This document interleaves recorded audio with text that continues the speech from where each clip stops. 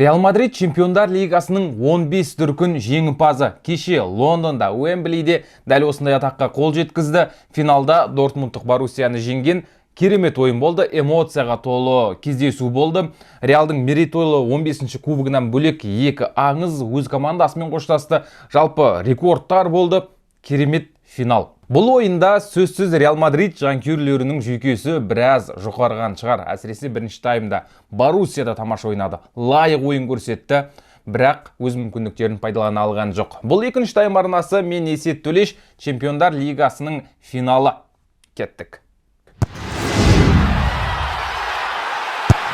Финалда сөзсіз Реал Мадрид фаворит болды. 1x компаниясында олардың жеңісіне бар болғаны 1,7 коэффициент ұсынылған. Боруссияға 4-9 берілді. Бұл кездесуге мен өзімше бір болжам жасағанмын. Екінші тайм Telegram арнасында төменде сілтемесі болады. Telegram арнаға да жазылып қойсаңыздар болады. Футболдағы түрлі қызықтар барлығы сол жақта. Сол арнамда жарияладым өзімнің болжамымды. Реал Мадрид кем дегенде 2 гол соғады дегенмін. Тотал 1,5-нан көп болады дедім. Реал Мадридте шығарып берді. 1,7 коэффициент ұсынылған. Брейк сайтында біздің екінші тайм арнасының өзіндік бір промокоды бар. Жаңа клиенттер 2 тайм деген промокодты жазса, алғашқы депозитке 200 000 теңгеге дейін фрибет түседі. 200 000 теңгеге дейін. Сондықтан астында сілтемесі де промокодта жазылып тұр.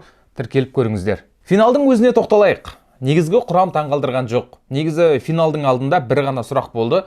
Реал Мадридтің қақпасында кім ойнайды? Тибо Куртуа ма, Андрей Лунин ба? Бірақ финалға 4 күн қалғанда бұл сұрақтың жауабы өзімен өзі анықтала қойды. Лунин тұмауратып қалған, сондықтан Куртуа алғашқы минуттан алаңға шықты. Осы маусымда Чемпиондар Лигасындағы алғашқы матчын Куртуа финалда өткізді. Және қалай өткізді? Оның бәрін қазір алдағы уақытта толығырақ айтып береміз. Боруссиядан Рами Бенсабаини мен қосалқы құрам ойыншысы Жюлен Дюранвиль алаңға шыққан жоқ. Олар жарақат алып қалған болатын. Реал Мадридте Давид Алаба әлі де болса емделіп жатыр. Чуамини мен Лунин қосалқы құрамда отырды, бірақ Орелен де, Андрей де алаңға шықпайтыны белгілі еді. Негізі бұл матчқа Дортмундтық команданың дайындалуға уақыты көбірек болды, себебі Бундеслига 18 мамырда аяқталған болатын. 2 апта бойы Боруссия Реалға дайындалды, тыңғылықты дайындалды. Мысалы, Эдин Терзич ерекше бір жаттығу өткізген. Боруссияның 23 жасқа дейінгі командасын арнайы шақырып, оларды 4-3-1-2 жүйесі бойынша, яғни Реал Мадридтің тактикасы бойынша ойнатқан, тіпті оларға ақ түсті жиде кигізіп қойған. Реалға осындай бір психологиялық тұрғыда дайындық болды, және сол дайындық негізі жемісін бергендей көрінді маған. Себебі матч бастала сала Боруссия шабуылдады. Негізі кездесу алдында Реал фаворит болғанын айттық қой. Реал шабуылдайды, Боруссия қорғанысқа жатып алады деп күткен. Көп сарапшы солай ойлады, көп жанкүйер солай ойлады, бірақ бәрі басқаша болды. Реал бірінші таймда шабуылда еш нәрсе ұйымдастырған жоқ. Еш нәрсе. Алғашқы таймда Реал 2 ғана соққы жасады. Ал Боруссияда мүмкіндік енді былай толып жатыр. Ең бірінші керемет мүмкіндік Адиемиди болды. Хумельстің пасынан кейін 1-1 шығып, Куртуаны алдап тұрып, бос қақпаға соққы жасап үлгерген жоқ. Ол жерде Карвахаль Реалды құтқарған. Кейін Маценнің пасынан кейін Фюлькруг допты қақпаның бағанасына тигізді, бірақ бұл жерде офсайд бар ма жоқ па, осы бір жайтты да тексеру керек дегенмен өте қауіпті шабуыл. Одан кейін де Адиеми тепті, Забицер тепті, Куртуа құтқарып жатты. Бірінші таймда жалпы Боруссия 8 соққы бағыттаған Реалдың қақпасына. Көбінде әйтеуір Куртуа Реал Мадридті құтқарып жатты. Расын айтуға жет, қазір Реал Мадридтің фанаттары менімен келісетін шығар. Бірінші таймда Боруссия Дортмунд жеңіске лайық ойын көрсетті. Реалдың шабуыл шебіндегі Винисиусты, Родригоны, Беллингемді негізі көп адам бір хаос ойын стилі үшін мақтайды, себебі нақты бір қатып қалған стилі жоқ. Үшеуі үш түрлі алаңның кез келген бөлігінен табылып, бір жоқ жерден шабуыл ұйымдастырып жіберетін керемет қасиеттері бар, бірақ кеше сол финалдың алғашқы таймында сол қасиетті көре алған жоқпыз. Бірінші таймда Боруссия 1 гол соғуға лайық болды. Команда Реал Мадридті биіктен, прессингпен Реал бас көтере алмай жатты, былайша айтқанда. Пас беруде қателік, допты ұстаса шабуылдай алмайды. Боруссия бірден тартып алады, қарымта шабуыл, керемет ойын. Бұған Терзич өз командасын мықты дайындап шыққан. Дегенмен бұл жоғарғы прессинг, мұның бәрі уақытша дүние екені белгілі. 90 минут бойы бұлай ойнап беру мүмкін емес. Робот болмасаң әрине.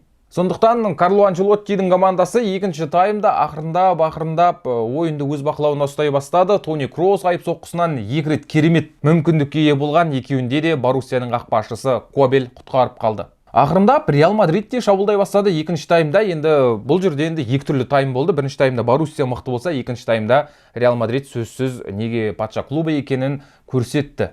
Карвахальдың өзі бұрыштамадан кейін баспен соққы жасап жүр. Не дейсің енді? Сөйтіп Карвахаль екінші мүмкіндігін голға айналдырды. Бірақ бұл голды негізі жанкүйерлер біраз күтті. Ойынның 74-ші минутында Тони Кростың бұрыштан әуелеткен добына Дани Карвахаль бірінші жетті де баспен дәл соққы жасады. 1-0 Реал Мадрид алға шықты. Реал Мадридтің негізі осындайда ойыны жүрмей жатқан кезде жоқтан бар жасап кететін бір керемет қасиеті бар. Әйтпесе бойы аласа ғана Дани Карвахаль бұрыштамадан гол соғып кетті. Хумельс, Шлоттербек секілді мықты қорғаушылары бар Боруссияның қақпасына. Тура сол кезде негізі Реал Мадрид жеңіске жеткенін көп адам түсінген шығар. Себебі сол уақыттарда 70-ші минутқа таман Боруссияның сол алғашқы секундтардағы энергиясы таусыла бастады. Команда қорғаныста ойнады, қарымта шабуылға да жылдам шығып кете алмады, прессингте жоғалды. Реал өзінің әдеттегі Реалға тән ойынын көрсетті. Боруссия болса қорғаныстан шыға алған жоқ. Ақыры қорғаныстағы қателік екінші голға алып келді. Ойынның 83-ші минутында Матсен пас беруде қателесті. Джуд Беллингем қақшып әкетті. Винисиусқа пас. Вини есепті 2-0 қылды. Бұл ойында Реал Мадрид жеңіске жетті. 2-0 есеп. Әсіресе екінші таймдағы ойыны тамаша болды. Мүмкіндіктер болды. Тіпті үшінші гол соғатын мүмкіндіктер болған. Оның алдында Камавинганың тепкен соққысы бар. Жалпы мүмкіндіктер болды. Начоның баспен ұрған добын Кобел тура маңдайшаның астынан алып шықты. Осындай мүмкіндіктер жеткілікті. Негізі финал іш пыстырарлық болған жоқ. Әдемі ойын. Есеп 2-0. Реал Мадрид осылайша Лондонда Уэмблиде жеңіске жетті. Жалпы бұл стадион Боруссияға сәтсіз болды. 2013-те Бавариядан жеңілді, 2024-те Реалдан жеңілді. Дортмундтық команданың қатесі неден болды? Негізі Терзич қателесті деп айта алмаймыз. Ойынға тактика таңдағанда футболшылардың алаңға шығаруы бәрі керемет болды. Негізі бәрі дұрыс, тек бір ғана жетіспеген дүние гол. Олар сол басымдықты, бірінші таймдағы басымдықты голға айналдыра алған жоқ. Әйтпесе олар да 90 минут бойы прессинг жасай алмайтынын түсінген шығар. Мақсат негізі сол прессинг кезінде Реалды бір састырып гол соғып алу еді. Бірақ Куртуа келіскен жоқ. Кейін Терзичте Клоп секілді анау қарғысатқыр Куртуаның 12 голы бар екен деп айтып жүретін шығар. Бұл кездесуде жүректі елжіреткен дүниелер болды. Мысалы, екінші таймда Марко Ройстың алаңға шығуын жанкүйерлер ыстық ықыласпен, қошеметпен қарсы алды. Көп ұзамай Тони Кросс алаңнан кетті. Сол кезде де біраз жүрек елжіреп кеткен шығар. Реал Мадрид сапындағы соңғы матчын өткізді. Нәтижелі пас беріп кетті финалда. Кросс жалпы карьерасын аяқтады. Клубтық деңгейде, әйтпесе алда құрама сапында Германия құрамасында Еуропа чемпионатында ойнайды. Марко Ройс та карьерасын аяқтаған жоқ, бірақ Еуропада енді ойнамайтын шығар. Ол MLS-ке кетуі мүмкін деп жатыр. Осындай екі аңыз Уэмблиде кездесті, екі неміс футболшысы. Өз клубының аңызы ретінде алаңнан кетіп жатыр. Екеуі үшін де маңызды ойын болды. Ройс ақыры трофей жеңе алған жоқ. Негізі нейтрал жанкүйерлердің көбі бұл ойында финалда Боруссияға фанат болған, себебі Марко Ройс бар ғой, ол жақта бір трофей алып кетсінші деп еді. Чемпиондар лигасын ақыры Марко бағындыра алған жоқ. Тони Кросс болса 6-шы рет осымен Чемпиондар лигасының жеңімпазы атанды. Кросс пен Ройс қана емес, тағы екі қорғаушы өз командасымен қоштасты деуге болатын шығар. Начо және Хумельс. Реалдың және Боруссияның аңызы деуге болатын шығар екеуінде. Екеуі де осылайша өз командасы сапындағы соңғы матчын өткізген секілді, олар да келесі маусымда басқа командада ойнайды. Реал Мадрид болса, осы маусымда бір қызығы Чемпиондар лигасында немістің барлық командасын жеңіп шықты. Топтық кезеңде Унион Берлинді қапы қалдырған болатын. 81-ші финалда Лейпцигті, жартылай финалда Баварияны жарыс жолынан шығарып тастады. Финалда енді Боруссияны жеңді. Осымен клубтық Еуро маусым аяқталды дей беруге болады. Реал Мадрид маусымды 3 трофеймен аяқтады.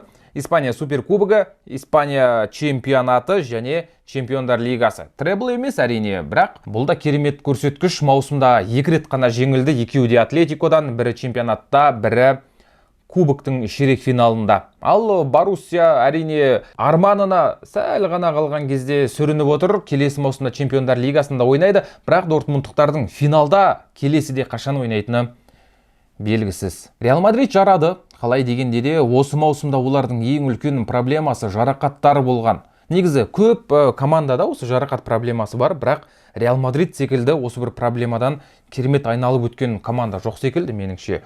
Әйтпесе маусымның бір бөліктерінде бір ғана қорғаушы қалған кездер болды ғой. Рюдигер ғана аман, қалғаның бәрі жарақат алып жатыр. Соның өзінде команда маусымда 2 рет жеңіліп 3 трофейге қол жеткізіп отыр. Сондықтан Реал тамаша. Ал жазда Килиан Мбаппе келеді Реалға. Сол кезде корольдік клубты кім тоқтатады? Гвардиола мен Холланд па? Бәлкім. Бүгінге осылай шағын ғана финалға шолу болды бұл. Өзімнің пікірім, жай ғана Боруссия қалай дегенде де мақтауға лайық. Жігіттер жарады. Комментатор әріптесім Ербол Қайыровта тікелей эфирде шапалақтап еді ғой. Расымен қол шапалақтауға болады. Боруссия тамаша ойнады, ал Реалдың аты Реал 15 дүркін Чемпиондар лигасының жеңімпазы. Жұрттар 15 рет финалға да шықпайды. Ал олар жеңіп үлгерген.